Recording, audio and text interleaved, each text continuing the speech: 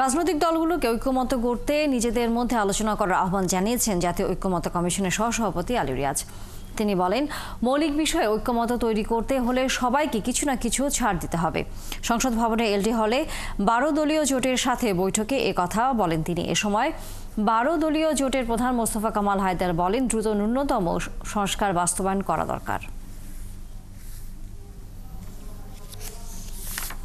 রবিবার সকালে সংস্কার প্রস্তাব নিয়ে 12 দলীয় জোটের সাথে আলোচনা করে জাতীয় ঐক্যমত্য কমিশনের সদস্যরা।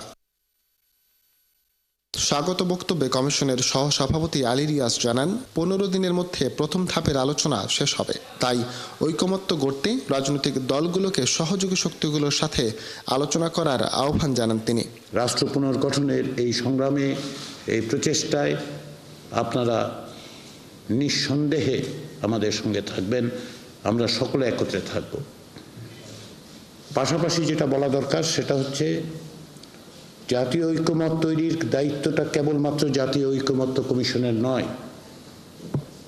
আপনারা যারা সংগ্রামে আছেন, আজকে আমাদের সাথে যারা কথা বলছেন, আপনারা আপনাদের সহযোগীদের সাথে কথা বলুন, অন্যান্য রাজনৈতিক শক্তির সঙ্গে কথা বলুন, কি করে আমরা এক জায়গায় আসতে পারি। এ সময় 12 দলীয় জোটের প্রধান মোস্তফা জামাল হায়দার বলেন, জনগণের গণতান্ত্রিক ইচ্ছে পূরণে দেরি হোক তা চায় না 12 দলীয় জোট।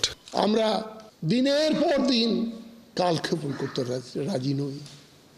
যত তাড়াতাড়ি সম্ভব, যত দ্রুত সম্ভব আমরা ন্যূনতম একটা প্রশ্নে জায়গায় এসে যাতে মিলিত হতে পারি। বাকি যদি কিছু অসমাপ্ত থাকে, অনৈক্য থাকে, পরবর্তীকালে কালের প্রবাহে সেগুলি আমরা সংশোধন করতে পারব। স্বৈরাচার যেন আর ফিরতে না পারে সেই লক্ষ্যে 12 দলীয় জোট কাজ করছে বলেও দাবি করেন তিনি।